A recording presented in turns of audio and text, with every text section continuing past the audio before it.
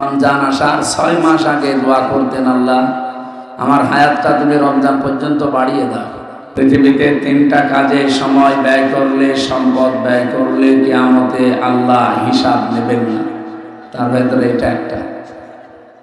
কোরআনের জন্য যদি কেউ সময় ব্যয় করে, সম্পদ ব্যয় করে, কিয়ামতে ওই সময় এবং সম্পদের হিসাব আল্লাহ নিজে আর নেবেন না। সুবহানাল্লাহ।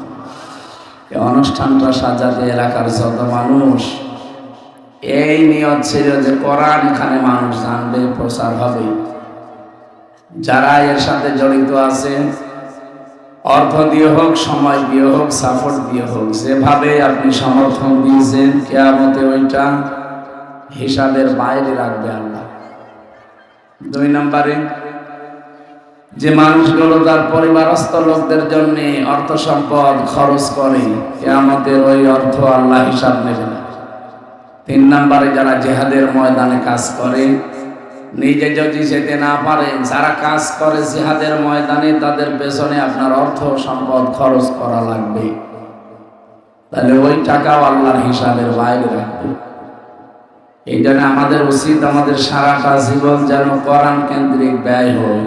নারী হোক আর পুরুষ হোক, আল্লাহর কাছে যেন জবাব দেওয়াই না লাগে। বলেন আমি যে আল্লাহ আমাদেরকে এরকম একটা সুন্দর ব্যবস্থা করে দিলেন। দিনের বেলায় যদিও আমাদের কাজ, অনেক কাজ, সব বাদ দিয়ে একটা প্রত্যন্ত অঞ্চল, এটা এই জায়গাতে বহু মানুষ আল্লাহ রাব্বুল আলামিনের বান্দা বান্দিরা এখানে বাস করেন। সবাই মিলে এসেছে আমরা আল্লাহর কালাম শোনার জন্য।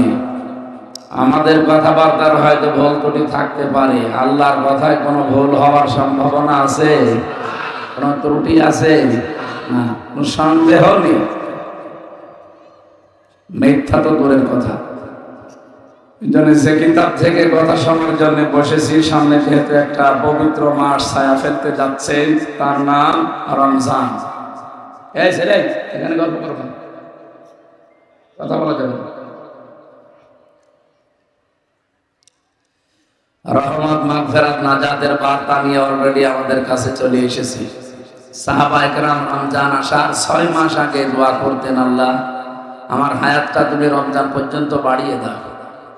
রমজানে অল্প কাজে অধিক নেকি পাওয়া যায়। আর আমাদের জীবনের যেন এটা টার্গেট হয় যে আমি আখিরাত কামাই করবো, আর দুনিয়া মাজরাতুল আখিরাহ। এই পৃথিবীটা আখিরাতের শস্য ক্ষেত।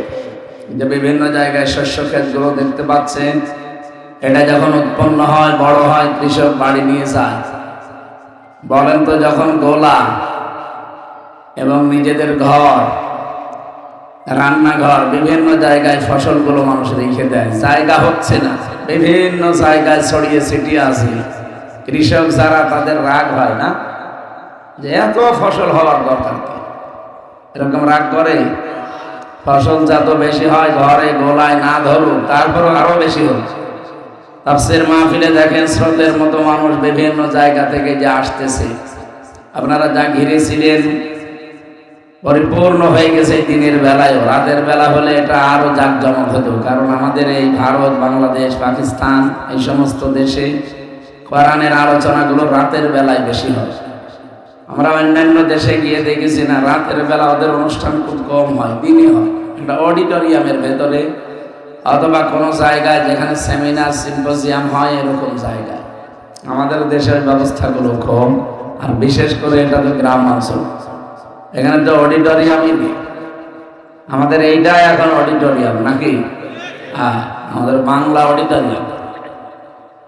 যারা এসেছেন সত্যি কোরআন কারীমের কথা শোনার জন্য, রমজান মাস এত গুরুত্বপূর্ণ। 6 মাস আগে যদি সাহাবীরা বলে আমার হায়াত বাড়িয়ে দিও, আমি যেন নেকির কাজ বেশি করতে পারি। 1 মাস রোজা রাখার পরে আবার দোয়া করতেন, আল্লাহ যেটা পেলাম এই 1 মাসে, বাকি 6 মাস যেন আবার এইভাবে চলতে পারি। তাহলে পুরা জীবন 12টা মাস রমজান কেন্দ্রিক চলতো তাদের জীবন। কথা বলেন ঠিক কি? আমাদের জীবন তো সাহাবীদের মতো যদি আল্লাহর দরবারে কবুল হতে হয়, রমজান কেন্দ্রিক জীবন চালানো লাগবে না? কতগুলো বার্তা নিয়ে রমজান আসতেছে, আপনি যদি এগুলো নিতে না পারেন, প্রতি বছরে বছরে রমজান আসবে, চলে যাবে, আপনার কিছুই হবে না। আমি আজকে ছোট বাচ্চাটা নিয়ে গিয়েছিলাম ডাক্তারের কাছে সকাল 11টায়। ডাক্তার প্রথমে ওজন দিল, ও 6 মাস বয়স, ওজন হয়েছে মনে হয় 11 কেজি। এর আগে 3 মাসে নিয়ে গিয়েছিলাম, ওই সময় ছিল 10.5 কেজি।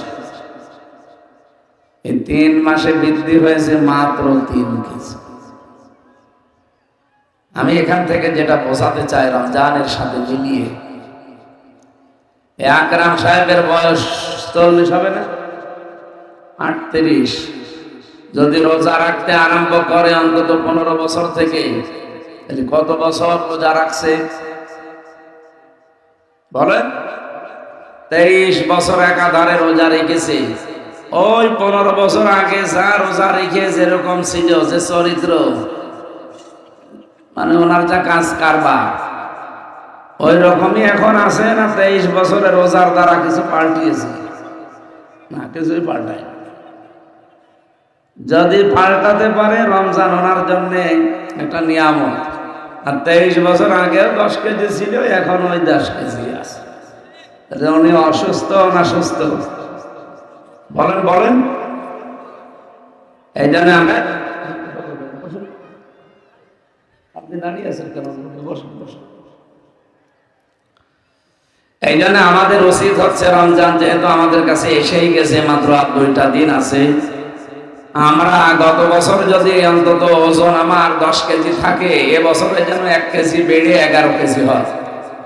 শুধু আমার শরীরের ওজন না, আমার ইমানের ওজন, আমার আমলের ওজন। কথা বলেন ঠিক কিনা? এগুলোর ওজন যদি বাড়াতে না পারি, রমজান এসে আমাদের কিছুই হবে না ভাই। কারণ রমজান মাস এটা এই 1500 বছর আগে কোরআন নাযিল হয়েছে, এর আগেও ছিল না? ছিল না? ইন্না ইদ্দাতাশ শুহুরি ইনদাল্লাহি 12 শাহরান ফি কিতাবিল্লাহ ইয়াওমা খালাকাস সামাওয়াতি ওয়াল আরদা মিনহা আরবাআতুন হুরুম। রব্বুল আলামিন সূরা তাওবার 36 নম্বর আয়াতের ভেতরে জানিয়েছেন, অবশ্যই আল্লাহর কাছে গণনার দিক থেকে মাসের সংখ্যা 12টা। তিনি যখন আসমান আর জমিন তৈরি করে, তখন তার কিতাবে এটা লিখে দিয়েছেন। আপনি চিন্তা করেন, এই রমজানের বয়স তো 5 বছর 100 বছর না। যেই দিন আল্লাহ দুনিয়া বানিয়েছেন, ওই দিন রমজান নামে একটা মাস আল্লাহ বানিয়েছেন। এই নামকরণ তখন থেকে, এটা কত হাজার হাজার বছর আগের পূর্বে, আপনি কল্পনা আনতে পারবেন না। সুতরাং রমজানের বয়স ওনার মতো 38 না, আমার মতো 33 না। রমজানের বয়স একেবারে দুনিয়া তৈরি হওয়ার পর থেকে। কিন্তু 1500 বছর আগে রমজানের এই মূল্য ছিল না, এখন যে মূল্য আমরা দিচ্ছি, কি মূল্য ছিল? এখন আপনি 70 বার সুবহানাল্লাহ বললে যে সওয়াব পাবেন। রমজান মাস আরম্ভ হয়ে গেলে মাত্র একবার বলবেন, ওই একই সওয়াব হবে। একবারে 70 বার রাকাত নামাজ পড়ে যা সওয়াব পাবেন, রমজানে 1 রাকাত নামাজে তাই পাওয়া যাবে। এখন 70 টাকা দান করলে যে সওয়াব হবে, মাত্র রমজান আর 2 দিন পর, চাঁদ ওঠার পরে পরে যদি কেউ একটা মাসের ভেতরে 1 টাকাও দান করে, 70 টাকা দানের সওয়াব পাবে। এত মর্যাদা, এত মূল্য শুধু একটাই কারণে, বিবাহে হাজারো বরযাত্রী আছে, আসলকে আরো জোরে বলেন। এত যে মর্যাদা, মূল্য আপনাকে মেয়ের বাবা দেয়, একটাই কারণ, কারণ আপনাদের সাথে জামাই আছে, বর আছে। জামাই না থেকে যদি 1000 না 100 মানুষও যায় মেয়ের বাড়িতে, পিটিয়ে ভর্তা বানিয়ে ফেলবে। ভান্ডামি করতে এসেছে। যদিও বরযাত্রীর এই সিস্টেমটা ইসলামে নেই, আর এটা আমি বাইরের দেশে পাইনি। মুসলিম দেশে যতগুলো দেশ ভ্রমণ করেছি, কোনো দেশে বরযাত্রী সিস্টেম নেই, শুধু বাংলাদেশে আর ভারতে। এই 2টা দেশের মানুষে কোথা থেকে ইসলাম পেয়েছে আল্লাহ ভালো জানে। ইসলামে আছে অলিমা। কি আছে? অলিমা বলেন তো ছেলের বাড়ি হয় না মেয়ের বাড়ি? হ্যাঁ, করেছি না? করেন। আপনারা বলে করবো, আমি নিজেও করি। আসলে সিস্টেম নেই তো করবো কি করে?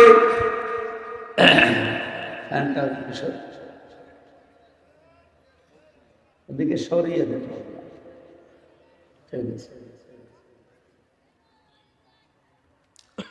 এখানে মেয়েরা বসে আছে, মেয়ের বাবারা বড় ভাইরাও এখানে আছে, এমনকি যারা বিয়ে করবে তারাও আছে। করে ফেলেছি যারা, তারা তো শেষ। না, এখনো যদি করতে ইচ্ছে হয় তা সামনে শ্বশুর বাড়ির 100-200 মানুষ নিচে খাবে কি, তাও অন্তত আদায় হবে। এতদিন করিনি, ওইটা আমি ভুল ক্রমে এখন আদায় করে দিলাম। যেহেতু ইসলামী এটা নিয়ে আজকে থেকে তওবা করা লাগবে যে না, এখন থেকে কেউ বরযাত্রী দাওয়াত দিলেও আমি যাব না, কারণ বরযাত্রী যাওয়া জায়েজ নেই। এমনকি মেয়ের বাবার বাড়ি থেকে যদি এই জামাইয়ের বাড়ির লোকজন বিনা অনুমতিতে একটা, তার খুশি ছাড়া, আবার শুনুন, শুধু অনুমতি না, তার খুশি ছাড়া যদি একটা পানও খায়, ওইটা হারাম। আমাদের দেশে পান না, টুটি পর্যন্ত খায়। আবার যাওয়ার সময় বলে কে রান্না করেছে, 10 পিস গোশত পেয়েছিলাম, দাঁতের ফাঁকাও বন্ধ হয়নি। তোর যে দাঁতের ফাঁকা, তো 10 পিসে বন্ধ হবে না, 14 পিস লাগবে। মেয়েদের যে সম্মান ইসলাম দিয়েছে তার ভেতর অন্যতম এটা। আমাদের দেশে শুধু ইসলাম নেই, এই জন্য আজ মেয়েরা নিগৃহীত, অপমানিত, অপদস্থ। আল্লাহর কসম, ইসলাম যদি দেশে এসে যায়, সবচাইতে বেশি সম্মানে আর নিরাপদে থাকবে মেয়েরা। আমরা এটা সামনে দেখতে চাই ইনশাআল্লাহ। মেয়েকে বিয়ে করতে হলে আর মেয়ের বাবাকে আপনাকে টাকা দিয়ে রাজি করানো লাগবে। মেয়ে লোককে আল্লাহ এভাবে বানিয়েছে। হযরতে আদম আলাইহিস সালাম জান্নাতের ভেতরে সর্বপ্রথম যেদিন হাওয়াকে দেখেছিলেন, ওই দিনই তাকিয়েছেন এবং ধরতে গেছেন। রব্বুল আলামিন বলেন, যুজ্জিনা লিন-নাসি হুব্বুশ শাহাওয়াতি মিনান নিসা। এই পৃথিবীতে যত কিছু আছে তার ভেতরে প্রথম মেয়েদের উপরে আমি আকর্ষণ, আসক্তি এবং সহনীয়, এটা আমি আল্লাহ নিজে তৈরি করে দিয়েছি। সুতরাং মেয়ে লোকের ভেতরে আল্লাহ এমন কিছু দিয়েছেন যেটা দেখলে আপনার আকর্ষণ হবে, আসক্তি হবে। ওরা যদি সত্যি ওদের মর্যাদা বুঝতো, আর এই দেশে যদি ইসলাম থাকতো, বাংলাদেশে আমরা পুরুষ যারা আছি, আল্লাহর কসম ওদের বাবাদের টাকা দিয়ে রাজি করিয়ে বিয়ে করা লাগতো। অথচ এখন ইসলাম না থাকার কারণে উল্টা আরো যৌতুক দেওয়া লাগে। কথা বলেন ঠিক কিনা? হযরতে আদম আলাইহিস সালামকে আল্লাহ বললেন, না, ওদিকে তাকানো যাবে না, ধরাও যাবে না। হযরতে আদম বলেছিলেন, আল্লাহ তাকানো যায়, ধরা যায় কি করলে? বিয়ে করা লাগবে। আমি রাজি আছি। রাজি থাকলে হবে না, দেন মোহর দেওয়া লাগবে। আমি এখানে কি দেন মোহর পাবো কোথায়? রব্বুল আলামিন ওই দিন আমাদের নবীর সম্মানের কারণে বলেছিলেন, 10 বার মুহাম্মাদুর রাসূলুল্লাহর নামে দরুদ পড়ো, এইটাই দেন মোহর হিসাবে মেনে নিলাম। আমার এটা বলা উদ্দেশ্য জমিনের দাম কোথায় আপনি চিন্তা করেছেন? দেন মোহরের টাকা আগে তার হাতে ধরিয়ে দেওয়া লাগবে। কিন্তু সিস্টেমটা আজ আমাদের দেশে পাল্টানো হয়ে গেল না। দুইবার মেয়েদেরকে আমরা ক্ষমতায় পাঠালাম, তারাও নিজেদের মর্যাদাটা প্রতিষ্ঠা করতে পারে নাই। হাসিনা খালেদা পারত না যে বাংলাদেশে কোনোদিন আর কোনো মেয়ের বাবাকে যৌতুক দেওয়া লাগবে না, পারত না। শুধু একবার আদেশ দিলেই হয়েছে। তো আর আমরা পালন করতে বাধ্য হতাম। এখানে ধরেন এই এলাকায় 5 কিলোমিটারের ভেতরে কোনো পানি নেই। এই এদিকে তাকান, 5 কিলোমিটারের ভেতরে কোনো পানি নেই, অথচ পিপাসায় আপনার কলিজা ফেটে যায়। কি করবেন? এলাকায় আছে শুধুমাত্র ডাব, কিন্তু এক একটা ডাব 1000 টাকা। জীবন বাঁচাতে হলে আমার মনে হয় আমরা অনেকে 1000 টাকা দিয়েও ডাব কিনে খাবো। একটা ডাবের জন্য যদি আপনি মাত্র 5 কিলো দূরে গেলেই পানি পাবেন না, যে 1000 টাকা খরচ করেন। আপনি জানেন মেয়েদের মর্যাদা আল্লাহ কত দিয়েছেন? এই মানুষগুলো যদি সত্যি তাদের মর্যাদাকে ঠিক রেখে এদেশে ইসলামটা কায়েম থাকতো, ওদেরকে 1000 টাকা না, কোটি কোটি টাকা মানুষ দেওয়ার জন্য রেডি ছিল যে আমি বিয়ে করতে চাই। কারণ পুরুষ মানুষ কন্ট্রোল হওয়ার জন্য বিয়ে ছাড়া যা আছে সব অবৈধ। আমি তার নিজে অবৈধ কাজ করে জাহান্নামে যেতে পারি না, এজন্য বাধ্য হয়ে অন্তত যা উপায় করতাম তাই দিয়ে হলো আমি অন্তত মেয়েকে বিয়ে করে নিয়ে আসতাম। আমি যে কথা তুলেছিলাম, এত দামি জিনিস রমজান এর আগেও ছিল, কিন্তু দাম ছিল না, শুধুমাত্র দাম বেড়ে গেছে রমজানের কোরআনের কারণে। শাহরু রমাদানাল্লাযী উনজিলা ফীহিল কোরআন। আল্লাহ বলেন এই সেই মাস, এর আগেও তো ছিল, কিন্তু দাম ছিল না, মর্যাদা ছিল না, কেউ গুরুত্ব দিত না। সফর আসলে যেমন মনে করে, রবিউল আউয়াল আসলে মনে করে, রমজান আসলে ওই মনে করত। কিন্তু কোরআনে কারীম নাযিল হওয়ার পর থেকে রমজানটা পাল্টিয়ে গেছে। নবীজি বলেন রমজানের প্রথম তারিখ যখন আরম্ভ হয়, জান্নাতের সব দরজা আল্লাহ খুলে দেয়, জাহান্নামের যত দরজা আছে সব বন্ধ হয়ে যায়, শয়তান শৃঙ্খলিত হয়ে যায়, তাকে শিকল দিয়ে বেঁধে রাখা হয়। প্রশ্ন আসতে পারে, জান্নাতের দরজা খোলা, জাহান্নামের দরজা বন্ধ, শয়তানও বাধা, এরপরও রমজানেও অনেকে শয়তানি করে। কি করে করবে? শয়তান তো বাধা। এই যে ফ্যানটা চলছিল, বললাম বন্ধ করে দেন, একে টিপ দেওয়ার পরে 1 সেকেন্ডে বন্ধ হয়ে গেছে। বলে কমপক্ষে 1 মিনিট পর্যন্ত ঘোরার পরে বন্ধ হয়েছে। ওর একটা ফোর্স ছিল, ওটা বন্ধ হতে সময় লেগেছে কয় মিনিট? এইদিকে তাকান, কয় মিনিট? আপনি 11 মাস যে অপরাধগুলো করেন, যে ব্যবহারগুলো করেন, বাকি 1টা মাস শয়তান বাধা আছে, কিন্তু আপনার এই প্রবণতা তো বাধা নেই, চলতেছে। লোহা গরম করার পরে যদি রেখে দেন 1 সেকেন্ডে ঠান্ডা হয়ে যাবে না, ওটা অন্তত 2-4 মিনিট সময় লাগবে। 11 মাস যারা অপরাধ করে, গোনা করে, 1টা মাস শয়তান বাধা আছে, তাতে কি? ও তো আর বাধা নেই, ও তো চলতে আছে। 11 মাস এভাবে চলতে চলতে 1 মাস পার হয়ে যায়, শয়তান আবার ছাড়া পেয়ে যায়, ওরে আবার শয়তান দখল করে। এই জন্য আমাদের অপরাধ বন্ধ হয় না। তার মানে শয়তান বাধা থাকার পরেও রমজানেও যদি কেউ শয়তানি কোনো কাজ করে, বুঝতে হবে ও নিজেই শয়তান হয়ে গেছে। শয়তান কাজ করে কে কে? 1 নম্বরে শয়তানের কাজ হচ্ছে ইন্নাল মুবাদ্দিরিনা কানু ইখওয়ানাশ শায়াতিন। এ পৃথিবীতে যারা অপচয় করে এরা কিন্তু শয়তানের ভাই। এরা কি? আরো জোরে বলেন। কোরআন শরীফের ভেতরে এমন কোন অপরাধের কথা আমি পাইনি যে অপরাধ করলে আল্লাহ বলেছেন তুই শয়তানের ভাই। নেই, শুধু একটাই। আপনি মানুষ খুন করবেন, জেনা করবেন, চুরি করবেন, ডাকাতি করবেন, ছিনতাই করবেন, জমি জায়গা আত্মসাৎ করবেন, আপনাকে শয়তানের ভাই বলা হয়নি। শুধু একটা অপরাধ, যারা অপচয় করে এরা কি? বলেন বলেন।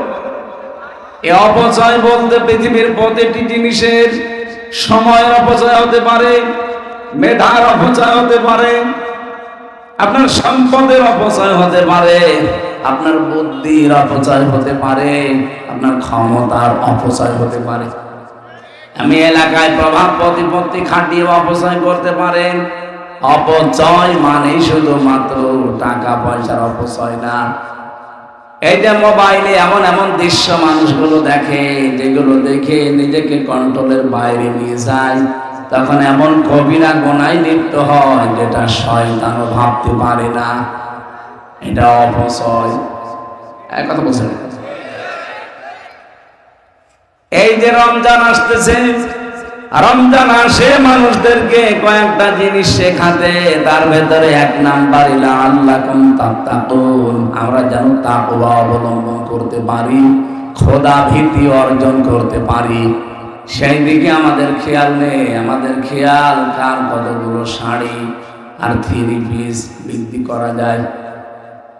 মেয়েরা যারা এসেছেন যে গ্রাম অঞ্চল, আর রেকর্ড হচ্ছে এই কারণে আরো বলছি, যার স্বামীর, যার বাবার যতটুকু ইনকাম, আপনি অতটুকু ইনকামের উপরে নিজের চাহিদাকে সীমিত রাখবেন, তাহলে খাদিজাতুল কুবরার সাথে জান্নাতে যেতে পারবেন। হযরতে খাদিজা তার পুরা জীবনী পড়ে আমি দেখেছি কোনদিন তিনি এক ওয়াক্ত নামাজ পড়েননি, একবারও তিনি রোজা রাখেননি, একবারও হজও করেননি, জীবনে যাকাত দেননি, কোনদিন একটা দিনও পর্দায় থাকেননি। এই এদিকে তাকান, যেগুলো বললাম এগুলো সব ফরজ না? বলেন বলেন। অথচ এক ওয়াক্ত নামাজ জীবনে তিনি পড়েননি, রোজাও রাখেননি জীবনে একটা, একবারও হজ করেননি, একটা দিনও জীবনে পর্দায় থাকেননি। এরপরও আল্লাহ এই মহিলাকে পৃথিবীতে সালাম পাঠিয়েছে এবং জান্নাতে ঘর বানিয়ে সুসংবাদ পাঠিয়েছে। এই দুনিয়াতে শুধু একজন মহিলার জন্য আল্লাহ নিজে জান্নাতে ঘর বানিয়ে সুসংবাদ, বাজ নেই, নয়েজ নেই। প্রশ্ন আসতে পারে, এগুলো করলো না তারপরও জান্নাতে ঘর পেয়ে গেল, সালাম পেয়ে গেল আল্লাহর, আর একজন মহিলার জন্য আল্লাহ ঘর বানিয়েছেন জান্নাতে, কিন্তু তার আরজির পরে, সেটা ফেরাউনের স্ত্রী আসিয়া, আসিয়ানা, আইন সাদিয়ানা, হামজা সিনিয়া, আসিয়া। আসিয়া মানে বাধ্যগত বান্দি, আর আসিয়া মানে অবাধ্য। একটা সিন একটা সাদ। পাবনাবাসী খুব খেয়াল করে শুনবেন এই কথাটা। খাদিজাতুল কুবরার জন্য আল্লাহ ঘর বানিয়ে পাঠিয়ে দেয়, আর আসিয়া বলার পরে আল্লাহ একটা ঘর বানায়। পার্থক্য কি? দুইজনে স্বামী, দুইজনের জীবনী পুরাটা আমি পড়ে দেখেছি, দুইজনের মেটার স্বামী। তার মানে মেয়েদের জীবনের অবিচ্ছেদ্য অংশ একটা স্বামী। এই স্বামীটা যার আছে তার দুনিয়ায় সব আছে, স্বামী নেই, ওই মহিলার কিচ্ছু নেই। রমজানের দাম যেহেতু কোরআনের জন্য বাড়ে, মক্কার দাম কাবা শরীফের জন্য বাড়ে, মদিনার দাম নবীর রওজার কারণে বাড়ে, স্ত্রী লোকের দাম বাড়ে তার স্বামীর কারণে। পৃথিবীর প্রতিটি জিনিসের দাম বাড়ার পেছনে পেছনে কোনো কিছু খুঁটি লাগে, সাপোর্ট লাগে। মেয়েদের মর্যাদা বাড়ার জন্য কারণ তার স্বামী। আপনি কি জানেন যার স্বামী নেই ওই মহিলাটা কত অসহায়, কত এতিম? আপনি হাসিনাকে জিজ্ঞাসা করেন, স্বামী নেই। খালেদাকে জিজ্ঞাসা করেন, স্বামী নেই। রওশনের সাথে জিজ্ঞাসা করেন, স্বামী নেই। কত অসহায় তারা। এখন যদি কোনো মানুষ টিটকারি করে হাসিনারে দিয়ে, কিছুই বলতে পারবে না, কারণ স্বামী নেই। এই জন্য অনেকে টিটকারি মারেও, এমনকি মোদি দাদার সাথে বলে, মোদির বউ নাই, হাসিনারও স্বামী না। স্বামী থাকলে কথা বলতে পারতো। সম্মানিতা মেয়েরা, এবার আমি 1 মিনিটে এই পয়েন্টটা শেষ করব খুব ভালো করে। হযরতে খাদিজাতুল কুবরা একটা মাত্র কারণে তিনি জান্নাতে ঘর পেয়েছেন এবং আল্লাহর সালাম এই পৃথিবীতে পেয়েছে। এই একটাই মাত্র মহিলা যাকে আল্লাহ সালাম দিয়েছে। অথচ নামাজ নেই সারা জীবনে এক ওয়াক্ত, রোজা করেননি একটা, হজ করেননি, জীবনে কোনোদিন একটা দিনও পর্দায় থাকেননি। যতগুলো কিতাব তার জীবনের উপরে আমি পড়েছি, হাদিস পড়েছি, তার সম্পর্কে একটাই মাত্র কারণ পেয়েছি, তিনি তার স্বামী মুহাম্মদ রাসূলুল্লাহর জন্য সব উজাড় করে দিয়েছিলেন। এত বড় ধনী ওই জামানায় 13 জন ধনী মানুষ ছিল। পুরা আরব জাহানের ভেতরে হযরতে খাদিজাতুল কুবরা 7 নাম্বার ধনীর তালিকা ছিল। সুবহানাল্লাহ বলতে পারেন? সম্পদ কত থাকতে পারে বলেন তো? বাংলাদেশের মতো 14টা দেশ জোড়া দিলে যত বড় হয়, আরব দেশ একাই অত বড়। ওই বিশাল আরবের ভেতরে যত ধনী ছিল, তার 7 নাম্বার ধনী ছিল হযরতে খাদিজা, 3 নাম্বার ধনী ছিল মুহাম্মদ রাসূলুল্লাহর জামাই হযরতে উসমান গনি। এত বড় বড় ধনী মানুষগুলো ইসলামে এসেছে। নিজের স্ত্রী খাদিজা নবীদের জন্য শব্দ উজাড় করে দিয়েছে। এমনকি যার সম্পদ ছিল সব নবীকে দিয়ে বলছে, সব আপনি ইসলামের জন্য ব্যয় করবেন। আপনি এখান থেকে একটা কিছু নিতে পারেন না, আপনি আর কয় টাকার মালিক বলেন তো? খাদিজার তুলনায় আপনি তো কিছুই না। তাকে খাদিজাতুল তাহেরা বলা হয়, খাদিজাতুল কুবরা বলা হয়। ওই যে জাহিলিয়াতের যুগেও তিনি তার চরিত্রকে পবিত্র রেখেছিলেন। এরকম একজন মানের মহিলা যারে আল্লাহ নিজে আরশ থেকে সালাম পাঠায়, এই মহিলা তার স্বামীর জন্য সব উজাড় করে দিয়েছিলেন। বিয়ের পর দিন থেকে শুরু করে যতদিন বেঁচে ছিলেন, নবীদের সাথে মাত্র 15 বছর সংসার করেছিলেন। কত বছর বলেন? 15 বছরে তাকে 4টা মেয়ে 2টা ছেলে উপহার দিয়েছে। এই মেয়েটা হযরত খাদিজাতুল কুবরার পেটে নবীজির 6টা সন্তান এসেছিল, 2টা ছেলে 4টা মেয়ে। 15 বছরের ভেতরে কোনদিন তিনি স্বামী যতদিন দিনের কাজে, ইসলামের কাজে, মানবতার কাজে বাইরে থাকতো, একদিনের জন্য হযরত খাদিজা বিছানার সাথে পিঠ লাগিয়ে ঘুমাননি। যখন স্বামী আসতেন একবার ডাক দিতেন, দরজা খুলে যেত। নবীজি বলেন, খাদিজা তুমি কি ঘুমাও না? হযরতে খাদিজা বলেছিলেন, রাসূল বিয়ের পর দিন থেকে আমার অভ্যাস হয়ে গেছে, আপনি বাইরে থাকেন দিনের কাজে, ইসলামের কাজে, মানবতার সেবায়। এই যে একজন নিজের সংসারে যতটুকু সময় ব্যয় করে, চাকরির জন্য যা করে, বাকি সময়টা সব দেখছে মানুষের জন্য। যতটুকু আছে, বাংলাদেশের সবাই যদি এই মন নিয়ে এগিয়ে আসতে পারতাম, আমার মনে হয় এই দেশে মানবতা এভাবে বিপন্ন হতো না। কথা বলেন না কেন?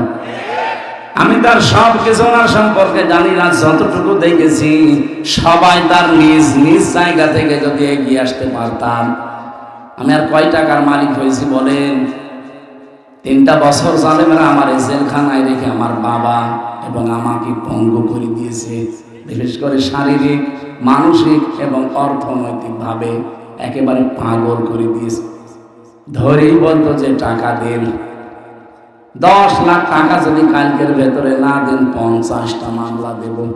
এই যে পুলিশ, এই পুলিশ না, পেছনে পুলিশ আছে।